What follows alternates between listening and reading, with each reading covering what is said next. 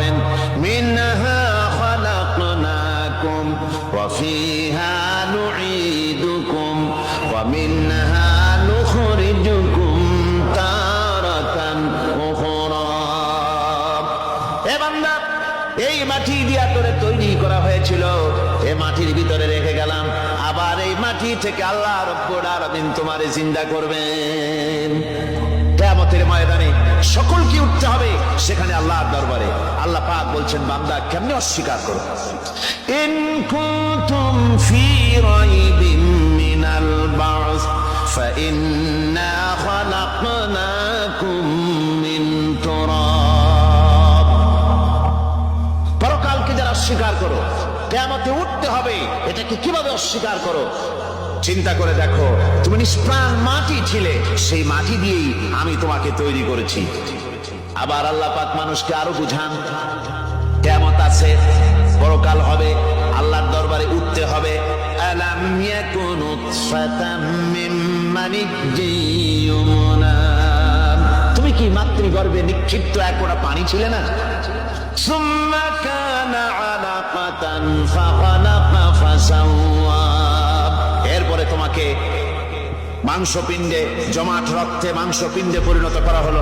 এরপরে তোমাকে সুন্দর করে তোমাকে সুগঠিত করা হলো। ফাজআলা মিনহু যাওজাইনি যাকারা ওয়াল উনসা। এরপরে মাতৃগর্ভের ভিতরে আমি এটাকে পুরুষ বানালাম, কন্যা সন্তান অথবা পুত্র সন্তানে পরিণত করলাম। এইটা যে পেরেছে, যিনি পেরেছেন, আলাইসা যালিকা বিকাদিরিন আলা আইয়ুহিয়াল মাউতা।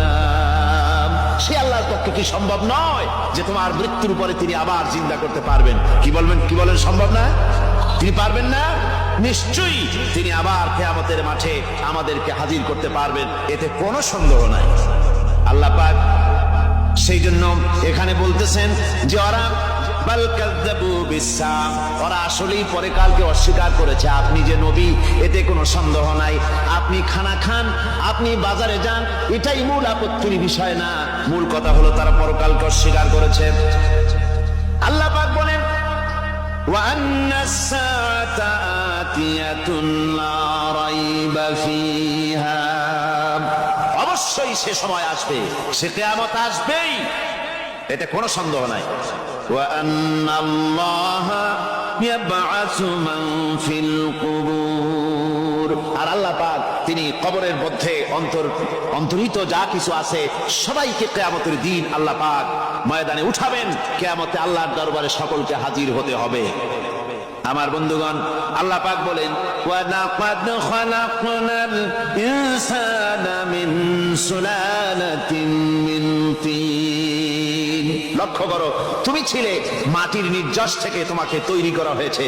শুধু মাটির নির্যাস থেকে তোমাকে কোনো মডেল ছাড়া, কোনো ধরনের আদর্শ ছাড়া, কোনো ধরনের নমুনা ছাড়া তোমাকে সৃষ্টি করা হলো। সুম্মা জাআলনাহু নুতফাতান ফি ক্বারারিন মাকিন। এরপরে মাতৃগর্ভের একটা অত্যন্ত সুরক্ষিত জায়গায় তোমাকে সংরক্ষণ করা হয়েছিল। সুম্মা খালাকনান নুতফাতা আলাকাতান ফাখালাকনাল আলাকাতা মুদগা।